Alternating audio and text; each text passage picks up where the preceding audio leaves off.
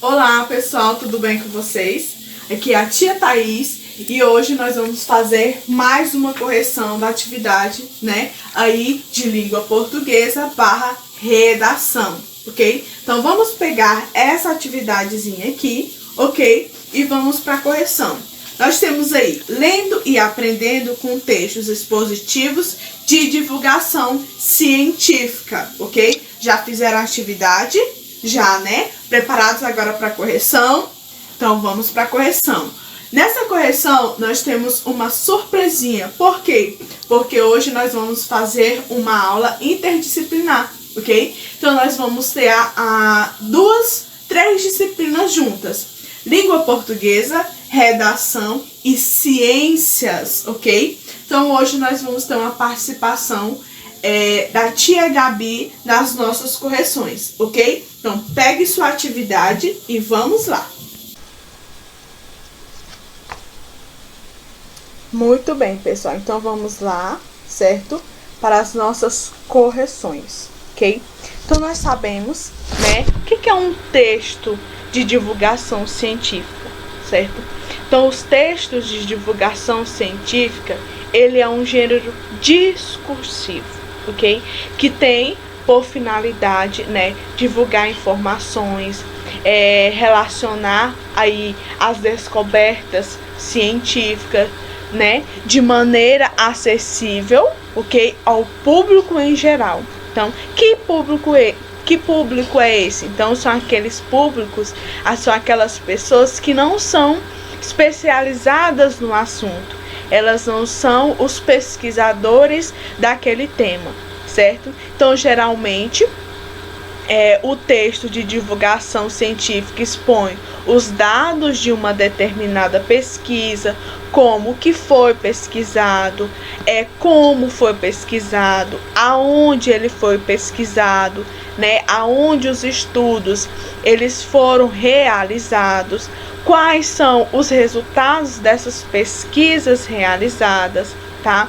Quais são as pessoas, as entidades, ok? Que foi envolvida nesse processo de pesquisa, ok? É comum que sejam apresentados depoimentos das pessoas, né, onde aconteceu essa pesquisa, ou então ter depoimentos de pessoas especializadas naquele tema que aquele pesquisador está estudando, ok? Esses tipos de especialista que eles procuram colocar dentro dos textos deles são para quê? São especialistas sobre o assunto, tá? E eles buscam essas pessoas para atribuir o quê? Credibilidade ao texto, dar veracidade ao texto, tá? Então esses textos são publicados em revistas ou então em jornais, tá? De divulgação científica, direcionados aí a variados públicos, tá? Então não tem um público específico, ok? Os discursos, tá, de divulgação científica com diferentes níveis de especialização, destinados a leitores com mais ou menos especializados sobre o assunto. Então, eles são escritos por cientistas com a intenção de atingir um público mais amplo, tá? Ou por jornalistas especializados em jornalismo científico. Então, não tem um público definido, é esse público, não. É diversificado. Então, eles produzem esses textos para a população em geral. Então, os discursos didáticos que mais que divulguem achados científicos destinam-se a ensinar os alunos, tá, certos conteúdos.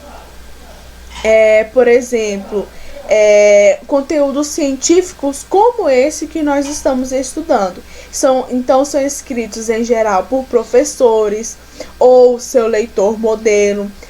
Pode ser um estudante, por exemplo, que produz também esses textos científicos, tá? Por isso, o texto inclui um número maior de explicações. Então, ele é muito bem detalhado, tá? Por quê? Porque toda e qualquer pessoa pode pegar um texto desse e ler, né? E qual é a intenção deles? Que essas pessoas possam ler esses textos e entenderem do que eles estão falando, tá? Por isso que ele é rico em explicações. Muitas vezes ele vem, por exemplo, com fala de outras pessoas, com imagens, como nós podemos ver no nosso texto aqui. Além de exercício para assimilação, revisão, avaliação, nós temos aqui no nosso um mapa mental, né? Então, esse mapa mental, ele vem para que o leitor ele possa entender melhor e simplificado melhor ali o que todos os textos vêm explicando. Tá? Então, ele possui a finalidade principal de popularizar a ciência, tá? Para que a ciência não seja só para aquele grupo lá que faz a ciência, que produz ciência, mas sim popularizar, trazer, né, esses estudos científicos para a sociedade. Ou seja, difundir o conhecimento científico, transmitindo assim diversas informações, né, e valores indiscutíveis. Tá? Então, o objetivo principal desses textos é trazer a ciência para o dia a dia das pessoas, ok? Então, vamos lá para a nossa correção. Então, vamos pegar a atividade aí, lendo e aprendendo com textos expositivos de divulgação científica. Então, nós sabemos um pouquinho o que é essa divulgação científica e agora nós vamos, né, aprender ainda mais na nossa correção. Então, nós temos aí esse cartaz, né, de energia verde. O que vemos na imagem, né? Então, o que nós vamos olhar nessa imagem? O que nós vemos aí? Nós temos um fio, né, um cabo de energia aí verde, né? Então, vamos ver a pergunta. Qual é a mensagem transmitida pela imagem? Então, nós podemos perceber que, como já diz no próprio título, né, está falando de fontes, né, de energia verde, certo?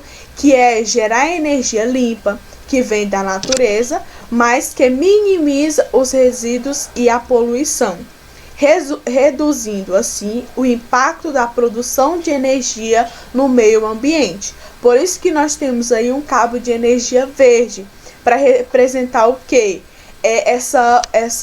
O mínimo de poluição possível, né, causado pelas indústrias aí, né, que usam a natureza para produzir energia. Ok? Então, vamos lá para a próxima. Existe relação entre a imagem e o título do cartaz? Qual?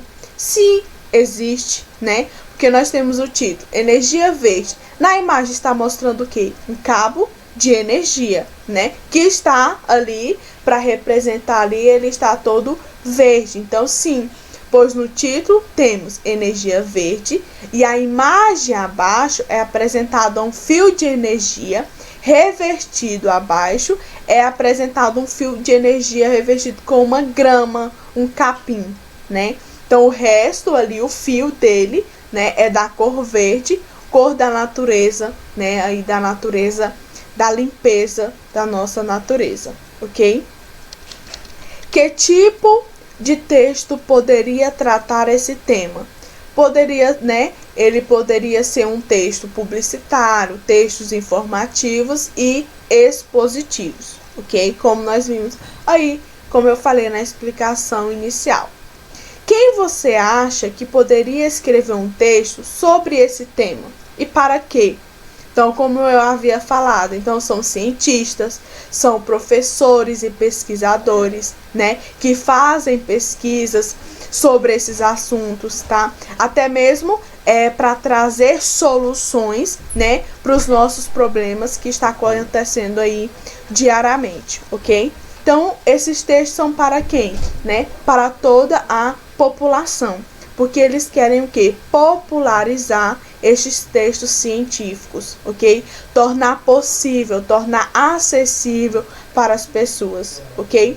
Com qual objetivo alguém escreveria sobre isso? Então, nós temos aí, tem como objetivo de informar, expor as novas descobertas da ciência, certo? Então, né, esses textos vêm aí para expor, para mostrar para a população que eles estão pesquisando e que eles estão encontrando soluções ou que eles estão encontrando erros aí em alguma coisa. Então é por isso que essas pessoas, que esses cientistas produzem, eles divulgam as suas experiências para que as pessoas vejam o que está acontecendo, certo? Nós temos aí qual o objetivo, alguém escreveria sobre isso. Então, né, por que eles escreveriam? Então tem como objetivo informar, expor as novas descobertas da ciência para toda a população, sejam as pessoas que são a par desses assuntos ou as pessoas, né, que não entendem muito bem, mas que buscam essas pesquisas para entender melhor sobre esses assuntos, para entender melhor do que está acontecendo aí com a natureza, ok? E nós temos aí, né, alguns textos que nós vamos ler, vocês vão fazer a leitura para a gente poder fazer as nossas considerações. Então, vamos nos informar. Então, eu convido a tia Gabi, tá? Para fazer, ela vai iniciar, ok? Essa explicação dos textos aí com a gente. Tudo bem? Então, vamos com a tia Gabi para a explicação desses textos, ok? Vai lá, tia Gabi. Invadindo aqui a aula da tia Thaís, tá? Vamos falar um pouquinho sobre o que algumas fontes de energia. Vamos falar aqui de energia verde, tá? O que seria energia verde, né? Como podemos imaginar que seria essa energia verde? A energia o que? Gerada através do capim. Vamos falar um pouco sobre o capim elefante. Por que desse nome? Então, o que é o capim elefante? É uma espécie de origem africana. Ela veio trazida para o Brasil, tá? Por que ele recebeu esse nome? Porque exatamente há 90 dias, mais ou menos, do plantio do capim elefante, ela cresceu mais ou menos 2 metros, tá, de altura, por isso que recebeu esse nome de capim elefante. Então, ela veio trazida para o Brasil, tá? Ela não é uma planta brasileira, tá? E ela se adaptou muito bem aqui no Brasil. E no nossos solos e clima também, tá? Ela pode ser facilmente cultivada, gerando até 2 safras por ano, tá? Então vamos ver, tá? Vem aqui o nosso na verdade, o capim elefante, certo?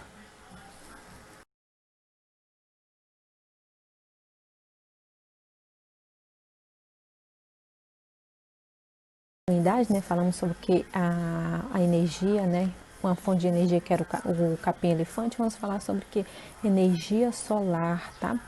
A energia solar ela consiste no aproveitamento da radiação solar emitida pelo Sol. Então, a energia solar é obtida através dessa radiação solar, tá? Do Sol, sobre a Terra. Trata-se, portanto, de uma fonte de energia que, além de ser inesgotável, é altamente potente, pois uma grande quantidade de radiação é emitida sobre o planeta todos os dias, tá? E como que é feita essa energia solar, né? Como é absorvida essa energia solar do Sol, né? É através do que? Das placas, chamado que fotovoltaicas, tá? Então essas placas ela vai o que? Converter essa radiação solar em energia elétrica e energia térmica, tá? Então, vamos ver bem aqui nesse cantinho aqui, uma estação de energia solar, tá bom?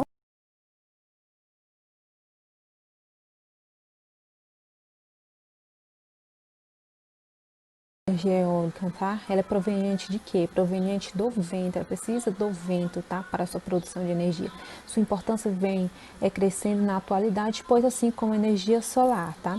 Ela não emite poluentes na atmosfera, tá?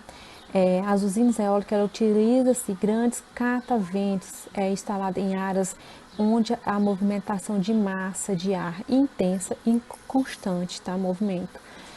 Maior parte do ano. Os ventos giram as hélices desse catavento, né, enorme, que por sua vez move as turbinas acionando os geradores, tá? Por que era uma fonte de energia bastante ineficaz? Assim, ineficaz, na verdade é eficaz, mas ela é um pouco, ela é elogiada, mas apresenta algumas limitações, né? Por quê? É, como o caráter não é totalmente constante do vento, né? Muitas vezes o vento não está constante naquele ano, durante o ano, então há algumas interrupções e há uma grande dificuldade de armazenamento dessa energia produzida. Então vamos ver aqui ao lado a energia eólica, tá?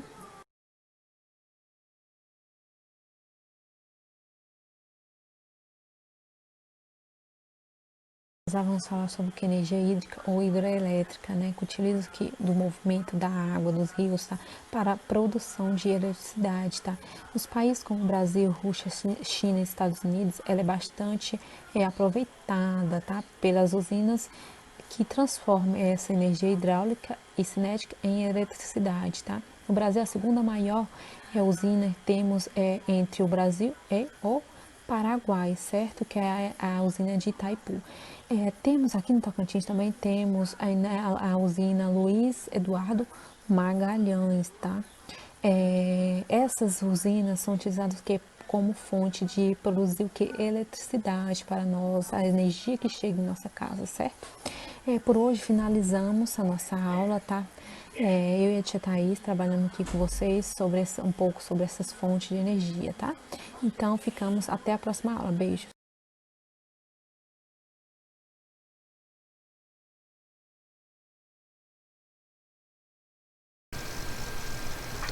Isso aí. Muito obrigada, tia Gabi, pela ajuda, tá? Então vamos lá com energia da biomassa, ok?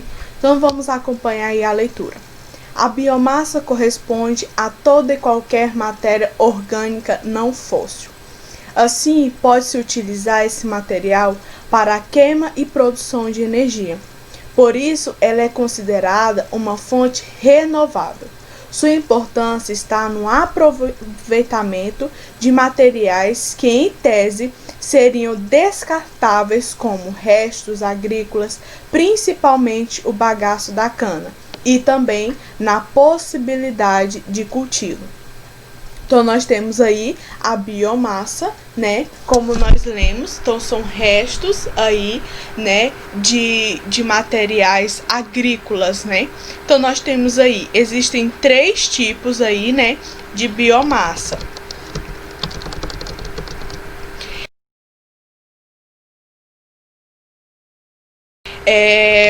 Os combustíveis sólidos, que podemos citar a madeira, o carvão vegetal e os restos orgânicos aí, de vegetais e animais. A outra é os combustíveis líquidos, o etanol, o biodiesel e qualquer outro líquido obtido pela transformação do material orgânico por processos químicos ou biológicos. E temos também os combustíveis gasosos, aqueles que são obtidos pela transformação industrial ou até natural de restos orgânicos, tá? Como os biogás e os gás metano coletado em áreas de aterros sanitários, ok? Então nós aí temos a biomassa, que são restos aí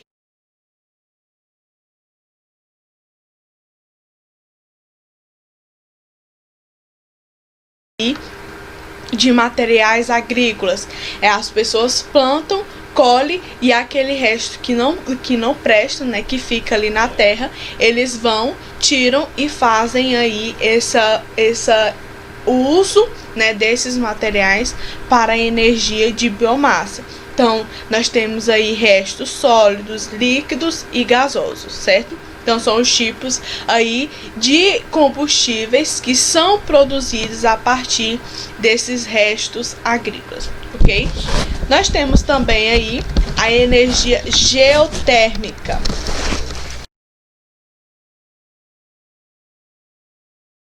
Ok? A energia geotérmica, ela corresponde ao calor interno da Terra, ok? Olha as aulas de geografia. Em casos em que esse calor se manifesta em áreas próximas à superfície, as elevadas temperaturas do subsolo não utilizadas para a produção são utilizadas para a produção de eletricidade, ok? Olha aí, como é uma usina aí de energia geotérmica, ok? Então, aí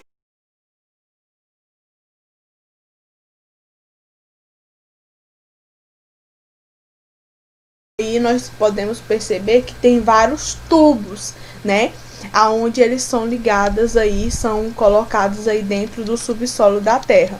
Então, basicamente, as usinas geotérmicas injetam água no subsolo por meio de dutos, que são esses aí que a gente está vendo.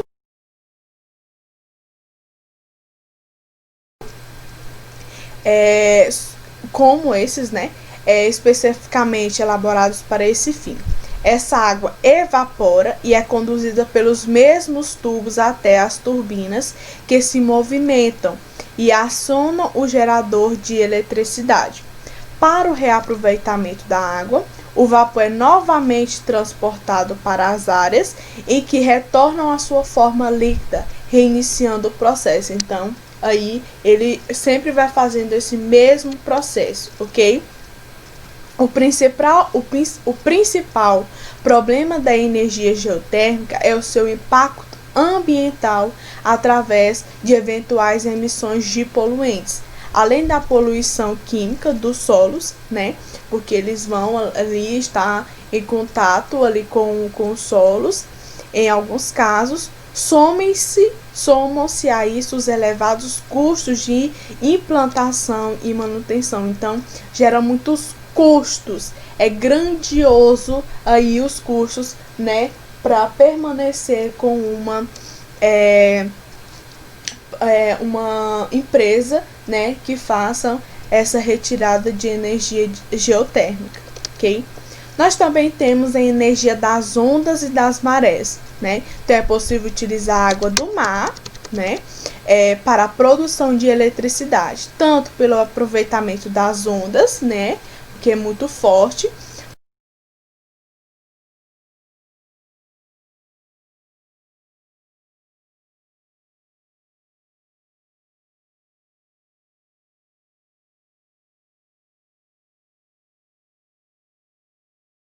quanto pela utilização da energia das marés. Então, no primeiro caso, utiliza-se a movimentação das ondas em ambientes onde elas são mais intensas, ok? Para a geração de energia. Já no segundo caso, o funcionamento lembra de uma hidrelétrica, pois cria-se uma barragem, ok? Que capta a água das marés durante as suas cheias, e essa água é liberada quando as marés diminuem. Então, durante essa liberação, a água gira as turbinas, como, né, das hidrelétricas aí, que nós temos também.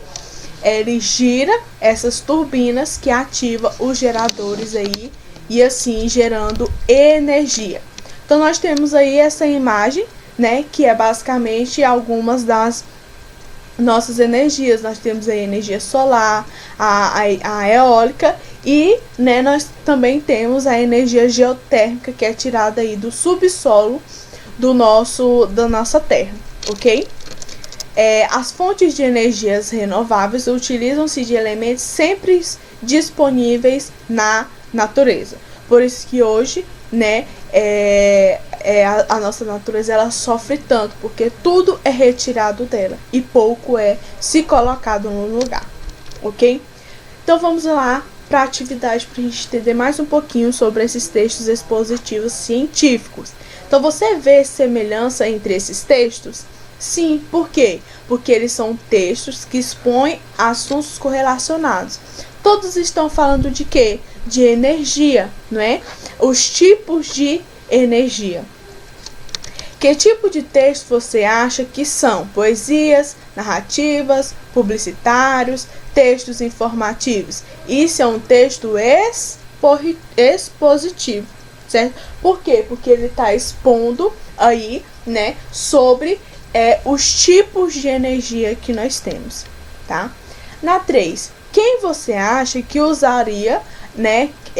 Quem você acha que seria o autor de textos como esse? Então, são escritos por pesquisadores e especialistas no assunto. Por quê? Porque ele está muito bem explicado, certo? Então, não é qualquer um, né, que não seja da área que consiga escrever um texto como esse. Quem lê um texto desse tipo? Lê para quê? Então, quem lê são pessoas que fazem pesquisa ou aquelas que querem aprender conteúdos novos e está aí sempre por dentro de assuntos científicos do seu interesse. E nós, como estudantes, certo? Então, nós precisamos estar a par também, assim, um pouco, né, sobre essas tendências científicas que tem aí, né? Principalmente na nossa disciplina de redação. Nós temos que estar aí, né, sempre conectados com as novas informações, com as novas pesquisas, para que nós consigamos, né, colocar isso dentro do nosso texto. Porque nós adquirimos conhecimento, como, né, eu não conhecia boa parte dos tipos de energia, mas agora eu conheço.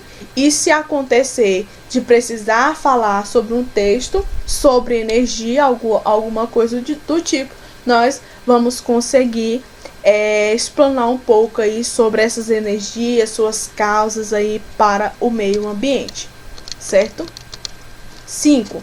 Qual é o objetivo desse tipo de texto? Para que serve? Então, esse tipo de texto, esse texto expositivo científico, ele transmite uma mensagem da forma mais clara possível. Ele é descritivo, preciso, esclarecedor e compreensível. Por quê? Porque ele é um texto para todos os públicos, ok? 6. Qual é o tipo de linguagem utilizada pelo autor? Então, é utilizado um padrão da língua. Por quê? Porque ali ele não usa gírias, né? Ele não usa palavras de baixo escalão, mas sim a língua padrão da língua, né? E usando palavras que sejam mais acessíveis para as pessoas, para que nós podemos ler esse texto, nós conseguimos entender, conseguimos interpretar. Não faz necessidade de estarmos sempre, né, recorrendo ao dicionário para muitas palavras, né? 7. Além do texto escrito, que outros recursos são utilizados pelo autor para tratar do tema? Por que o autor utiliza esses outros recursos? Eles têm qual função no texto, certo? Então, os textos eles fazem parte de um gênero específico, tá? Que as características observadas nos enquadram no gênero. Então, esse texto ele tem introdução, ele tem desenvolvimento e ele tem conclusão, né? Então, é um texto estruturado, ok? O que aprendemos? Então, aprendemos a reconhecer um texto expositivo, de divulgação científica e algumas de suas características. E quais são elas? Tem como principal objetivo transmitir uma mensagem da forma mais clara possível. Características que ajudam a identificar um texto expositivo de divulgação científica. Então, nós podemos colocar aí 5. Primeiro, é um texto expositivo. Segundo, utiliza um padrão de língua formal, mais acessível. 3. Transmite conhecimento de natureza científica. 4. Divulga, né? Faz a divulgação de informações relacionadas a descobertas científicas de maneira acessível ao público em geral. E 5. Apresenta uma estrutura específica. Que estrutura é essa? Introdução, desenvolvimento e conclusão. E nós temos outra questão que vocês vão colocar no caderno. Então, para finalizar nossos estudos sobre textos expositivos, vamos produzir, fazendo uso da internet para adquirir informações e reconhecimentos. Busque nela sobre a nova descoberta científica, nova forma de transformar luz solar em combustível. Retire-se sobre intere sobre o assunto e com base nas informações, produza um texto expositivo, ok? Então, essa questão nós vamos fazer a correção dela no Zoom, ok? Por quê? Porque vocês vão me contar como foi essa experiência e que nova descoberta científica é essa, ok? Então, um beijo, tá? E até mais. Não se esqueçam, tá? De assistir as outras aulas, tá bom? Não se esqueçam de estar sempre fazendo as atividades e também não deixem de assistir as nossas aulas no Zoom, ok? É de muita importância vocês assistirem essas aulas, tá bom?